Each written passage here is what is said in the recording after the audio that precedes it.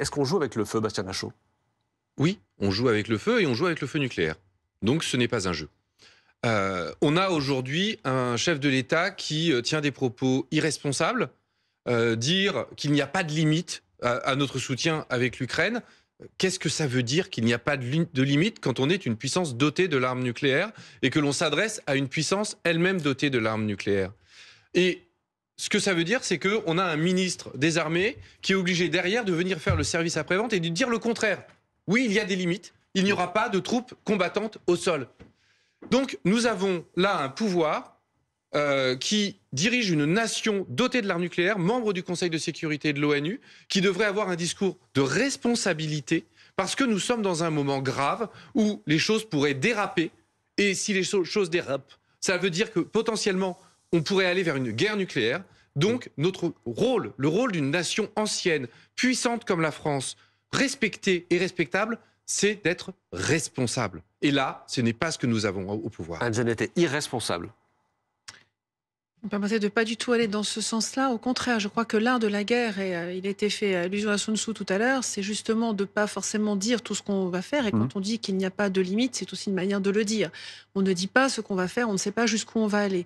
Ajoutez aussi que l'absence de limite, c'est bien, il s'agit bien du soutien à l'Ukraine. Car aujourd'hui, et ça a été évoqué aussi, je voudrais vraiment insister là-dessus, on a une menace russe qui s'exprime, une désinformation, une agitation, une tentative de déstabilisation dans l'ensemble des pays européens. Donc nous ne sommes pas les seuls visés, nous sommes l'ensemble des pays européens. Et face à cela, nous devons collectivement réagir, car je veux vraiment insister là-dessus, quand on voit qu'actuellement, on a envie tous, évidemment, de construire un chemin de paix, on a envie de protéger nos démocraties, mais ça passe automatiquement d'abord par une résistance à Poutine. Il faut déconstruire son narratif dans lequel lui pense être le plus fort et nous avoir des vulnérabilités. Il nous faut nous montrer unis, solidaires, avec un soutien à la résistance ukrainienne absolument sans limite. Mais qu'est-ce que vous dites à Bastien Lachaud quand il vous dit on ne joue pas de l'ambiguïté, on ne joue pas des mots précisément quand il y a le nucléaire au-dessus de tout ça? Et je voudrais bien insister, il ne s'agit pas de jeu, on n'est pas dans un jeu. On est dans une menace qui n'est pas un jeu. C'est pas un jeu ce que fait Poutine contre nous. On est dans une menace qui s'exprime, qui tente de nous déstabiliser. Évidemment, qui s'attaque à l'Ukraine en ce moment et qui nous déstabilise. Les Ukrainiens résistent héroïquement. Et je veux vraiment dire face à ça qu'il n'y a pas de jeu. Qui parle de nucléaire? Mais c'est M. Poutine qui parle de nucléaire. Qui a parlé nucléaire chez nous? Le président Macron. Personne. Le président Macron n'a absolument pas parlé de nucléaire. Bien sûr que si, en Suède. Il n'a pas parlé de nucléaire. En Suède. C'est absolument... Non. Non, si. Il a parlé... On va reprendre. Quels étaient les mots exacts du président Macron? Prenons-les. Alors, quels étaient les mots? Il a parlé d'une dimension européenne de la dissuasion. Qui a toujours été le cas dans la stratégie de dissuasion. Et il a rajouté, ce qui n'a jamais été le cas, la France a une responsabilité particulière vis-à-vis des autres pays européens dans ce domaine. Ce qui a laissé entendre... Cette responsabilité, pour vous, c'est le nucléaire. Ah mais c'était il a dit, c'était les deux tronçons de la même phrase, c'était sur le nucléaire. Ce qui a conduit le président polonais à dire merci la France de proposer un parapluie nucléaire français aux pays européens. Sauf que ça, il n'en a jamais été question dans la doctrine nucléaire française, parce que la doctrine nucléaire française repose justement sur le fait que l'idée d'un parapluie, c'est-à-dire pour les téléspectateurs, l'idée qu'une nation nucléaire protège les autres. Il protège les autres. La doctrine française repose sur l'idée que l'idée du parapluie nucléaire n'existe pas. Et c'est parce que les Américains proposaient le parapluie nucléaire aux pays européens et que la France a toujours dit ça n'existera jamais, jamais Washington ne bombardera Moscou parce qu'ils envahiront. Là, à l'époque, c'était l'Allemagne de l'Ouest. C'était à l'époque de la guerre froide. Donc aujourd'hui, c'est d'ailleurs la Pologne ou les pays baltes. Que nous devons, nous doter de l'arme nucléaire pour être autonomes et nous défendre nous-mêmes. Donc la France a construit sa doctrine nucléaire en refusant l'idée du parapluie nucléaire. Et là, le président dit « Ah ben peut-être qu'on va faire le parapluie nucléaire ». Et le président il n'a jamais dit ça. Le président polonais l'a compris. Ça. Il n'a absolument pas dit ça. Mais le président polonais a compris ça. Revenons Donc, qu'est-ce qu'on dit au président polonais? Je veux vraiment revenir. Le président polonais aujourd'hui, que je sais que nous sommes également dans une alliance qui s'appelle l'OTAN, au sein de laquelle un certain nombre de pays membres de l'alliance ont une protection, notamment à travers la protection américaine. Donc on dit au président polonais que le président français n'a jamais dit... Je crois que restons simples. Ça serait important qu'il soit au courant. Restons simples. Aujourd'hui, la doctrine nucléaire française a toujours contenu une dimension européenne qui a toujours été exprimée depuis de nombreuses années. Depuis Giscard. Elle a été, même avant, elle a été exprimée. Et donc, nous ne l'oublions pas. Mais revenons à la situation actuelle qui montre aussi qu'on a une forme de... le conflit est aujourd'hui conventionnel et qu'on est bien sur un sujet de guerre, de confrontation conventionnelle et pour laquelle, oui, moi je considère, peut-être contrairement à vous, que nous avons une forme de solidarité à exprimer avec nos alliés européens, parce qu'aujourd'hui, si l'Ukraine tombe, derrière un Pays-Bas peut tomber, derrière la Moldavie peut tomber, derrière la Pologne peut tomber, et derrière, au bout du compte, oui, on est derrière tout ça. Et donc la solidarité européenne est absolument indispensable. Par rapport à ça, le risque de défaite de l'Ukraine, il est là. C'est pour ça aussi qu'Emmanuel Macron, d'une certaine manière, change de braquet et met tout le monde devant ses responsabilités. Qu'est-ce que vous dites, vous, face à ce risque de défaite de l'Ukraine? Deux choses. Déjà, pour Madame Jeuneté, je trouve que vous êtes contradictoire. Vous nous dites la Pologne est membre de l'OTAN et bénéficie du parapluie nucléaire américain.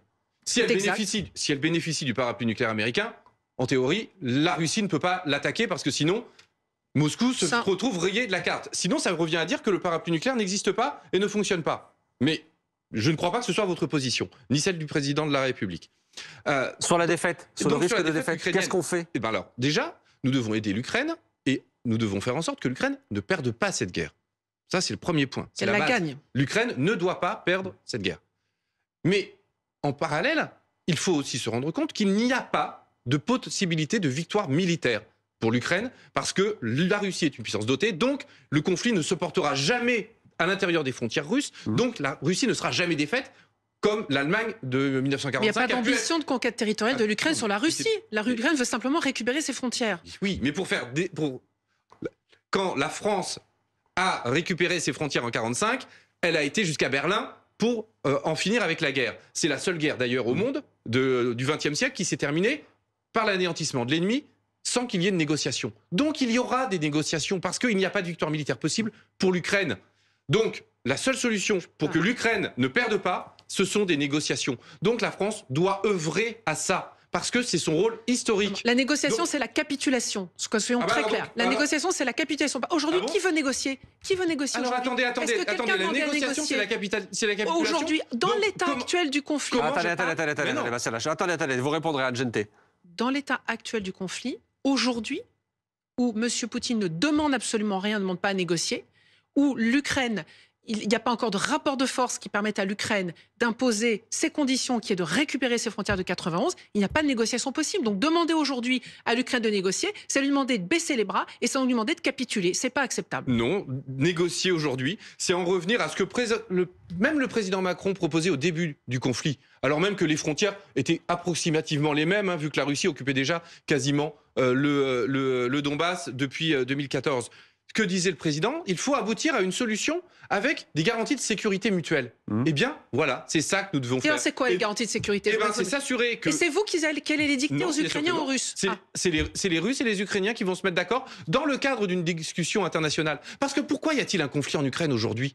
Parce qu'en 1991, quand l'URSS s'est effondrée, il n'y a eu à aucun moment de grands sommets européens pour fixer et garantir les frontières. C'est la première fois, qu'un empire s'effondre en Europe et qu'il n'y a pas de sommet pour garantir les frontières. Donc il y a des contestations de frontières. Vous oubliez le traité de Budapest. Vous oubliez le traité de Budapest. Non, pas du tout. Et il y a des centaines de pays qui ont des problèmes de frontières. Et en Europe, la majorité des pays ont des problèmes de frontières. Nous devons discuter des frontières. Nous devons garantir les frontières. Nous devons offrir des garanties de sécurité mutuelle parce que la guerre n'est pas une solution.